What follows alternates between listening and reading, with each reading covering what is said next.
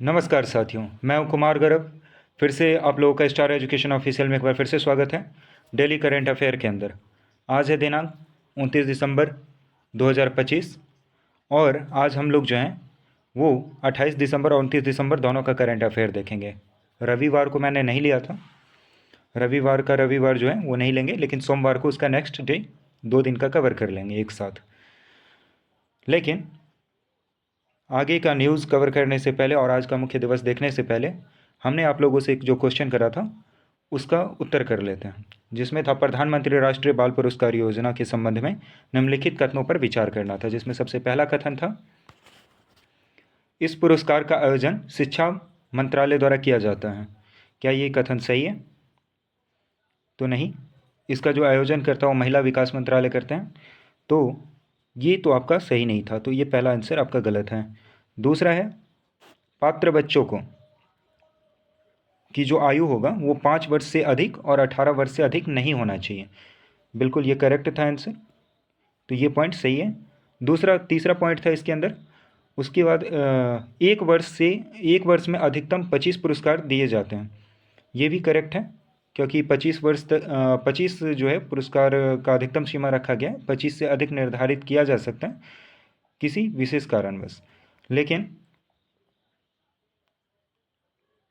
Maximum जो रहेगा वो 25 ही रहेंगे। तो इसका कुल मिलाकर के जो आंसर है वो है ऑप्शन ए।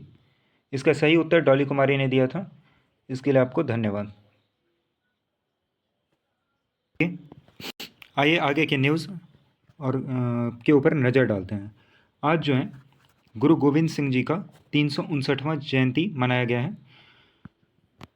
गुरु गोविंद सिंह जी का जो है जयंती वो 27 दिसंबर को पड़ा था, ठीक है। और ये नानक शाही कैलेंडर के अनुसार सौर वर्ष का जो है अनुसार वो निर्धारित किया जाता है। ये 27 दिसंबर फिक्स नहीं होता है, ये नानक शाही कैलेंडर के अनुसार निर्धारित किए जाते हैं उनके जन्म दिवस।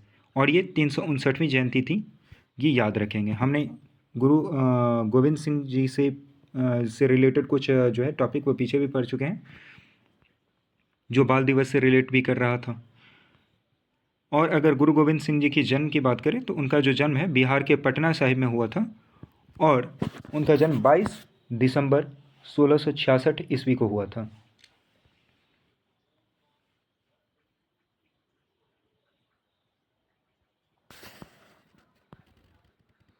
इन्होंने 1699 में खालसा का गठन किया था, जिससे साहस, अनुशासन और भक्ति के सिद्धांतों की साथ सिखों के लिए एक अलग पहचान बनी थी। खालसा को न्याय को बनाए रखने और उत्पीड़न से लड़ने का काम सौंपा गया था, जिसमें विशेष रूप से संत सिपाही आदर्शों पर जोर दिया गया था।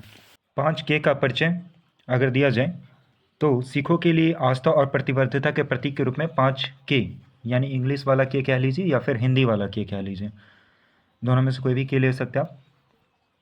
ये 5K का मतलब है, पहला केस, दूसरा कंघा, तीसरा कारा, चौथा कचेरा और पांचवा कृपान। ये जो होते हैं एक सिख का प्रतीक होता है, और ये वो अपने नैतिक कर्तव्य, साहस और आध्यात्मिकता के निरंतर याद को दोहराते रहने के लिए और अपने अंदर मोटिवेशन के लिए इसको धारण करते हैं। साहित्यिक और दार्शनिक कृतियाँ, गुरु गोविंद सिंह जी ने दशम ग्रंथ की रचना किया था, दशम ग्रंथ का रचना किया था। दशम ग्रंथ के अंदर जो था वो बहुत सारे भजन, कई कविताएं और आध्यात्मिक प्रवचनों का एक संग्रह है। नेक्स्ट न्यूज़ की ओर देखते हैं। जो है न्यूज़ वो आज का है, केंद्रीय गृह एवं सहकारिता मंत्री श्री अमित शाह ने अरुण जेटली जी को उनकी जयंती पर याद किया। 1952 में नई दिल्ली में जन्मे जेटली जी ने कानून की शिक्षा हासिल किया था दिल्ली के विश्वविद्यालय से ऑनर्स के साथ।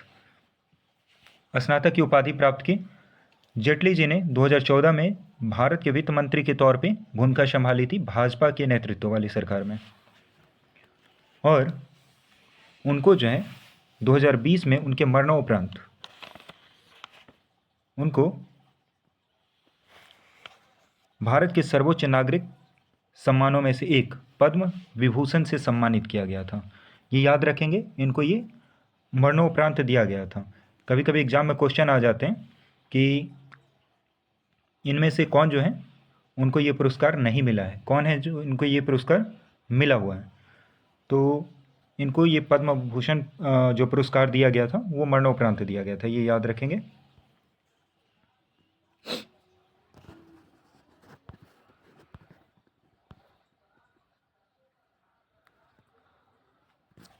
नेक्स्ट न्यूज़ जो है वो है केंद्र सरकार ने सुप्रीम कोर्ट के लिए 3 अतिरिक्त सॉलिसिटर जनरल नियुक्त किए। ये सॉलिसिटर जनरल कौन होते हैं? वो होते हैं जैसे भारत सरकार के ऊपर कोई केस चलता है तो वो सॉलिसिटर जनरल ही उसको लड़ रहे होते हैं। और ये कोई संवैधानिक ढांचा नहीं होता है। केंद्र सरकार ने भारत के सर्वोच्च न्यायालय के समक्ष संघ के प्रतिनिधित्व करने के लिए जो है अतिरिक्त सॉलिसिटर जनरल के रूप में 3 वरिष्ठ अधिवक्ताओं को नियुक्त किया है।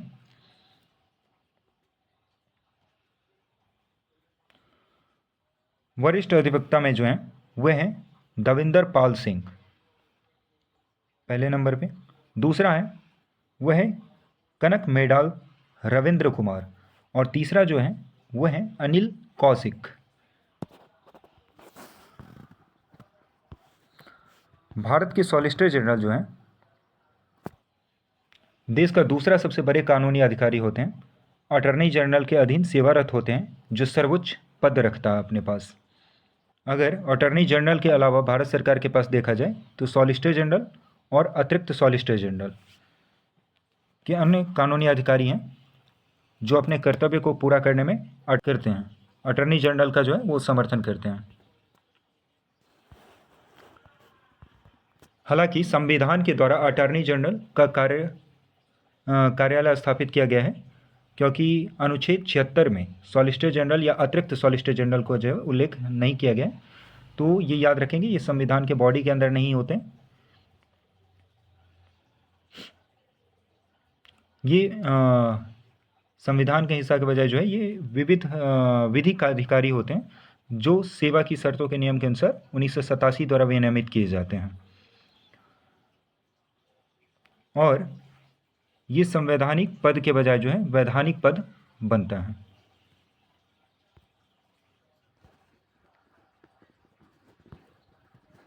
नेक्स्ट न्यूज जो है आज का वो है कोल इंडिया ने सीएमडी बी साई राम को जो है वो मुख्य कार्यकारी अधिकारी नियुक्त किया गया। कोल इंडिया के नए जो है मुख्य कार्यकारी अधिकारी वो कौन हो गए हैं? बी साई राम। तो ये नाम याद रखेंगे। बी साई राम जी जो थे वो पहले से ही अध्यक्ष सह प्रबंध निदेशक थे, और उनको जो है अब कंपनी का मुख्य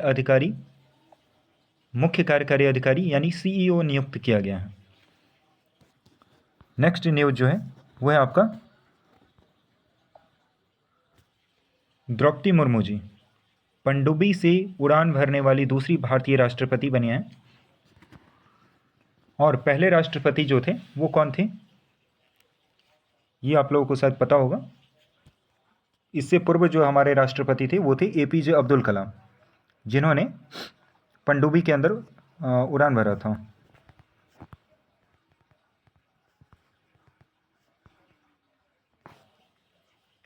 राष्ट्रपति द्रौपदी मुर्मू ने रविवार को जो है पश्चिमी तट पर वेस्टर्न कोस्ट लाइन पर जो है भारतीय नौसेना की अग्रिम पंक्ति की पनडुब्बी आईएनएस वाघसीर, इन्होंने किसके साथ अपना यात्रा करा है?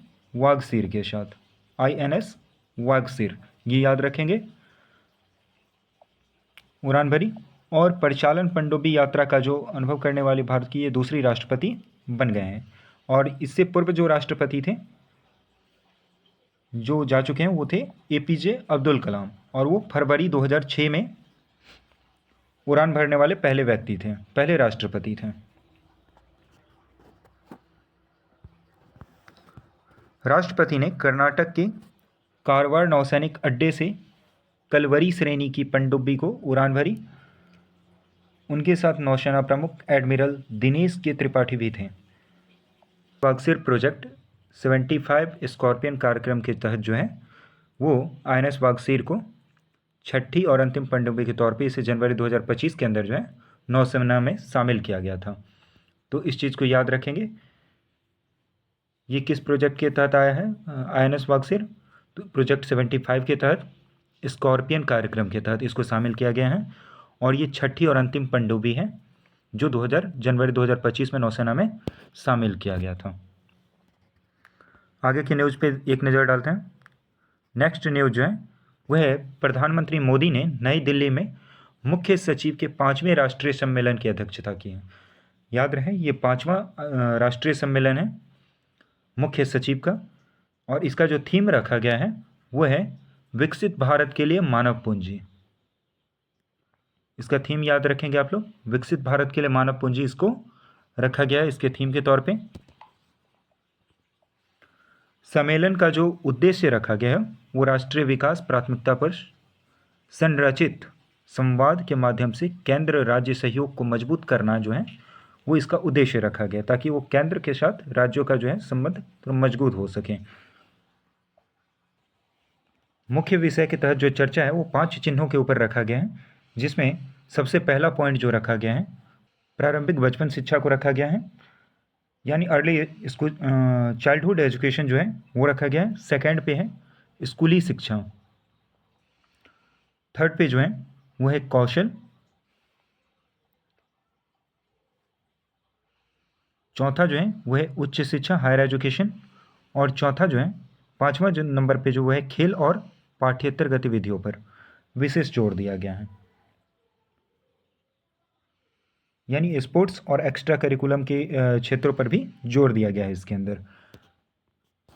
पिछले 4 वर्षों से हर साल मुख्य सचिवों का जो है राष्ट्रीय सम्मेलन आयोजित किया जाता आ रहा है। इसका जो पहला संस्करण जो आयोजित किया गया था वो जून 2022 के अंदर किया गया था, और ये धर्मशाला में आयोजित किया गया था।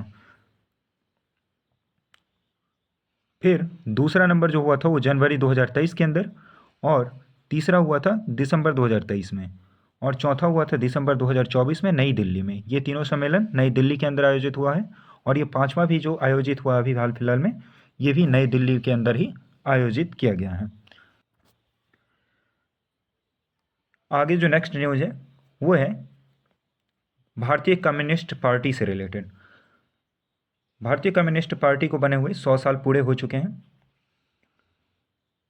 भारतीय कम्युनिस्ट पार्टी जो है वो सबसे पुराने राजनीतिक दलों में से एक है जो मार्क्सवादी विचारधारा से निहित है। मार्क्सवादी विचारधारा के बारे में अगर आप लोगों को पता हो तो ये यूरोप के अंदर जो था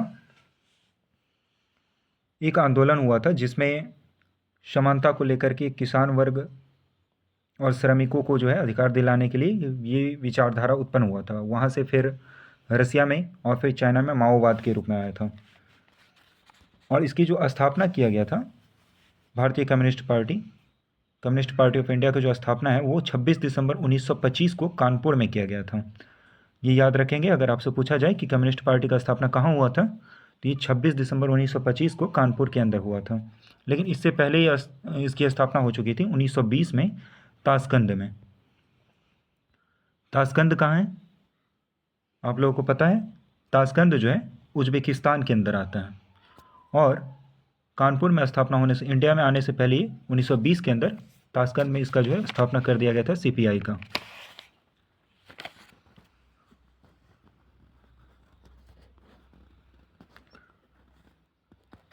इसका जो मुख्य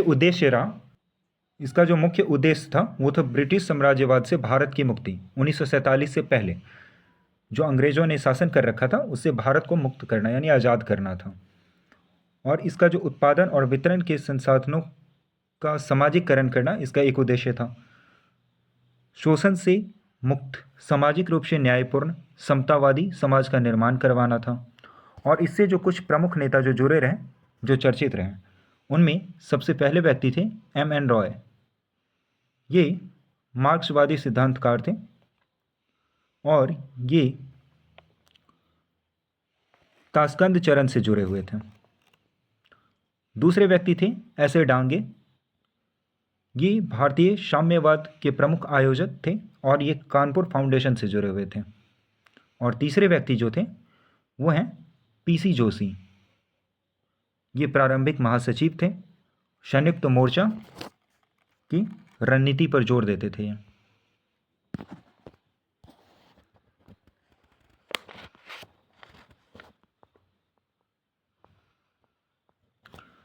नेक्स्ट न्यूज़ जो है वह है RPEM योजना पर उद्देश्य उच्च मूल्य वाले जो है चुंबक के लिए भारत का पहला एकीकृत घरेलू विनिर्माण इकोसिस्टम बनाना है। RPEM यानी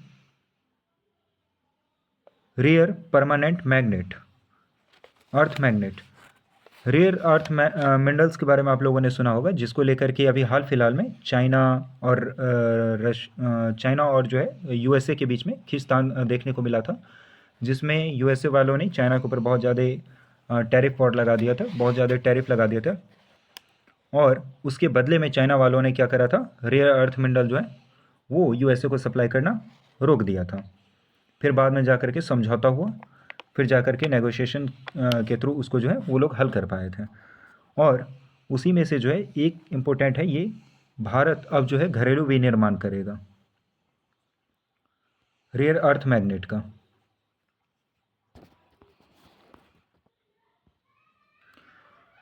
इस योजना का जो उद्देश्य है, भारत में 6000 टन मीट्रिक टन जो है वो प्रति वर्ष जो है इसका उत्पादन करना है। और दुर्लभ पृथ्वी ऑक्साइड से लेकर तैयार मैग्नेट तक की पूरी श्रृंखला शामिल है इसके अंदर। रेयर अर्थ परमानेंट मैग्नेट जो है ये एक अस्थायी चुंबकों में से एक है, और इसका जो कॉम्पैक्ट है वो उच्च प्रदर्शन चुंबकीय घटकों की आवश्यकता वाली जो है प्रौद्योगिकियों में से बड़े पैमाने पर उपयोग किए जाते हैं। इसका जो मुख्य रूप से उपयोग देखने को मिलता है वो आपको देखने को मिलेगा, कोई भी इलेक्ट्रिक वाहन है, मोटर्स वगैरह है, जैसे आज के डेट में कोई भी इलेक्ट्रिक वाहन आ रहा है तो उसके अंदर इसका यूज़ होना ही होना है। कोई भी टरबाइन वगैरह जनरेटर है, जैसे आप देखते होंगे कि कोई भी प्लेन है उसके अंदर जो टरबाइन होते हैं उसके अंदर इसका यूज़ देखने को मिलता है। उपभोक्ता और औद्योगिक इलेक्ट्रॉनिक्स के अंदर जो भी होता है, कोई भी इंडस्ट्री के अंदर भी इसका भी यूज़ हो सकता है। एरोस्पेस और रक्षा प्रणाली के अंदर इसका यूज़ हो सकता है। और सटीक सेंसर और इसके अंदर भी जो है इसका जो सेंसर वगैरह बनते हैं, किसी भी चीज़ को ट्रैकिंग वगैरह करने के लिए जो सेंसर होते हैं उसके अंदर भी इसका जो मैग्नेट का यूज़ किया जाता है। और इसका जो उत्पादन है वो बड़े पैमाने पे भारत के अंदर ही देखने को मिलेगा।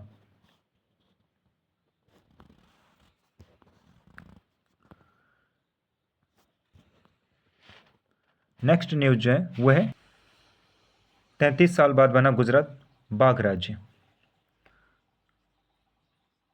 यह निर्णय राष्ट्रीय बाघ संरक्षण प्राधिकरण के द्वारा लिया गया था, जिसमें रत्नमहल अभ्यारण्य, गुजरात के अंदर कौन सा अभ्यारण्य है, रत्नमहल अभ्यारण्य, जिसमें बाघों की उपस्थिति के निरंतर जो है साक्ष्य, यानी बाघों का जो है निरंतर आवाजाही देखने को मिला है।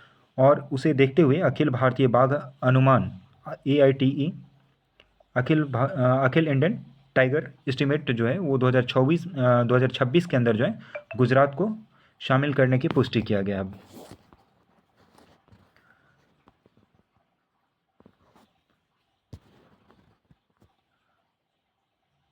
अगर बात करें रत्नमहल वन्यजीव अभ्यारण्य की, तो ये कहाँ पर है, गुजरात राज्य में स्थित है। और ये मध्य प्रदेश के साथ साथ गुजरात की सीमा पर पड़ता है। इसे मार्च 1982 में वन्यजीव अभ्यारण्य के रूप में घोषित किया गया था। याद रखेंगे इसे, कब, मार्च 1982 के अंदर इसे जो है वन्यजीव अभ्यारण्य के रूप में घोषित किया गया। और इस क्षेत्रों में जो है, इस राज्य क्षेत्रों में जो है वो सुस्त भालुओं की आवाजाही देखा जाता है। अधिक आबादी के कारण इसमें रत्नमहल स्थॉल बियर अभ्यारण्य के रूप में भी जाना जाता है। एक ऐसा भालू जो पेड़ों पे चढ़ जाता है, वो स्थॉल बियर अभ्यारण्य। और यहाँ पर जो एक मुख्य नदी है जो गुजरात से होकर के गुजरती है वो है पनम नदी, वो इसी अभ्यारण्य क्षेत्रों में पड़ता है।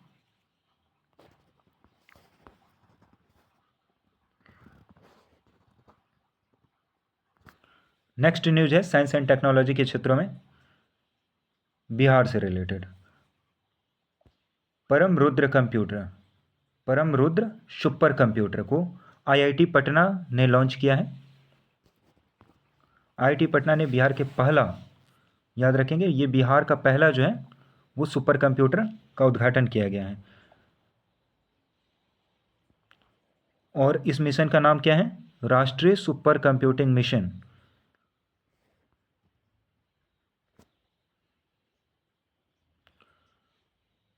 और ये जो है बिहार के किसी भी संस्थान या सरकारी कार्यालय में स्थापित पहला सुपर कंप्यूटर होगा। और इसके द्वारा जो है शोधकर्ताओं को बड़े डाटा सेट जो होता है उसको संसाधित करने में, जटिल सिमुलेशन चलाने और उन्नत मॉडल विकसित करने में सक्षम बनाएगा। जो पहले सीमित कंप्यूटिंग संसाधनों के कारण मुश्किल थी, वो अब जो है इस सुपर कंप्यूटर के द्वारा जो है वो आसानी से काम कर पाएंगे, एआई सेक्टर के अंदर या फिर कोई भी और भी सेक्टर के अंदर।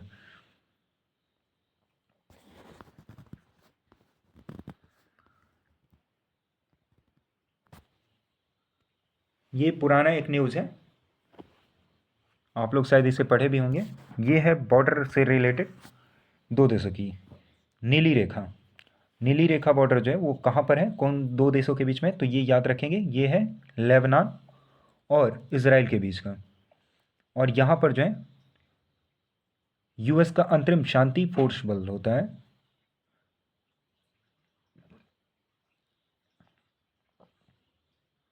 शांति बल जो है वो यहाँ पर कार्यरत रहते हैं ताकि दोनों देशों के बीच में फिर से कोई भी झड़प ना हो। और ये नीली रेखा जो है, यहाँ से इजरायली रक्षा बल पीछे हट गए थे, क्योंकि जब लड़ाई हो रहा था तो इसराइल ने कई देशों के साथ लड़ाई लड़ा, उसमें एक लेबनान के साथ भी लड़ा था। तो ये लेबनान के अंदर चले गए थे, वहाँ से ये पीछे हटे और वहाँ से तब से अभी तक पीस कीपिंग फोर्स रहता है यूएस का, ताकि इन दोनों देशों के बीच जो है वो दोबारा झगड़ा ना हो और शांति बना रहे।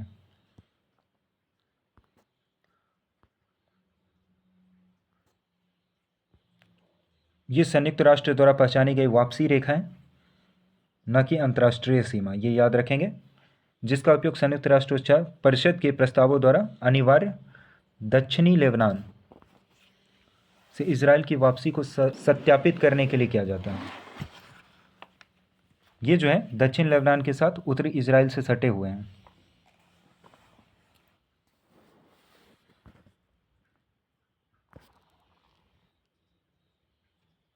और भूमध्य सागर तट से गोलन हाइट्स के पास त्रिसीमा क्षेत्र का लगभग 120 किलोमीटर क्षेत्र तक ये फैला है। पड़ोसी राष्ट्र जो है इसके इस बॉर्डर के पास वो है लेबनान, इजराइल के कब्जे वाला गोलन हाइट्स, सीरिया की सीमा। ये तीन चीज़ हैं, याद रखेंगे। गोलन हाइट्स जो है वो उसको ऑक्युपाई करके रखा हुआ है, ऑक्युपाइड करके इजराइल ने रखा हुआ है, जो कि सीरिया का सीमा है।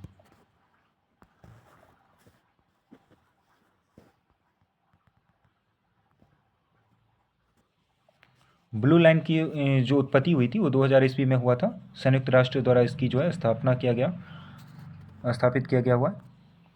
और लेबनान अपनी वापसी के बाद संयुक्त राष्ट्र सुरक्षा परिषद के प्रस्ताव 425/1978 के साथ इजराइल के अनुपालन की पुष्टि करने के लिए बनाया गया हुआ है। आप यहाँ पर इसके नक्शा में देख सकते हैं,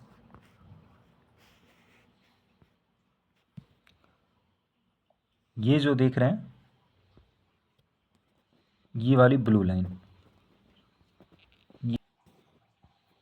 ये वाली ब्लू लाइन है, ना कि ये नदी है, इसको नहीं कवर करेंगे।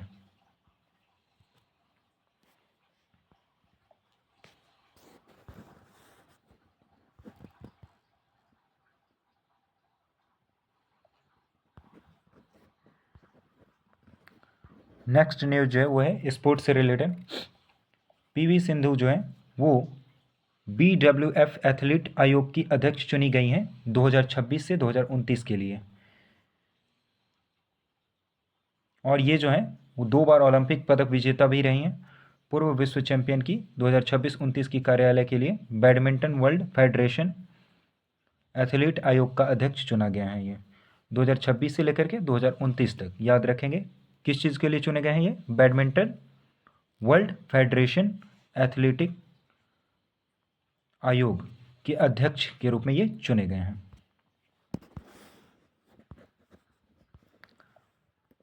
आज का कुछ प्रमुख ऑब्जेक्टिव क्वेश्चन है जो आपके करंट न्यूज़ से रिलेटेड है। सबसे पहला क्वेश्चन, राष्ट्रपति द्रौपदी मुर्मू जी जो हैं किस भारतीय नौसेना पनडुब्बी में सवार होकर भारत के पश्चिमी तट पर एक ऑपरेशनल मिशन पर गईं और ऐसा करने वाले भारत की दूसरी राष्ट्रपति बन गईं?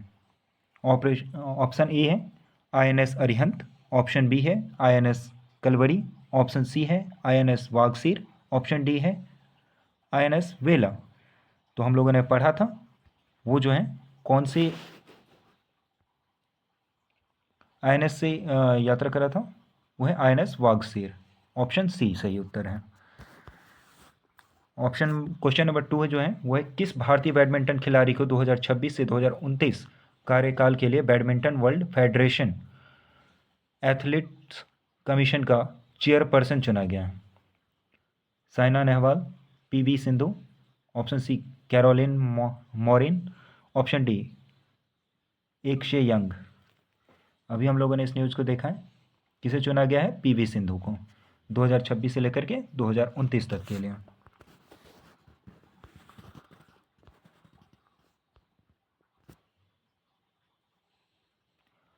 ब्लू लाइन के संदर्भ में निम्नलिखित कथनों पर आपको विचार करना है। ऑप्शन ए जो फर्स्ट है वो है यह इजराइल और लेबनान के बीच एक अंतर्राष्ट्रीय सीमा है। क्वेश्चन नंबर 2 जो है इसकी स्थापना 2000 में संयुक्त राष्ट्र द्वारा की गई। ये और ये जो पॉइंट नंबर 3 है वो है यह भूमध्य सागर से गोलन हाइट्स के पास के क्षेत्र तक फैला हुआ है। उपयुक्त कथनों में से कौन से सही हैं का चयन करना है। केवल एक, ऑप्शन बी केवल 2 और 3, ऑप्शन सी केवल 1 और 2, ऑप्शन डी 1 और 2 और 3। इसका उत्तर आप लोग कमेंट बॉक्स में करेंगे।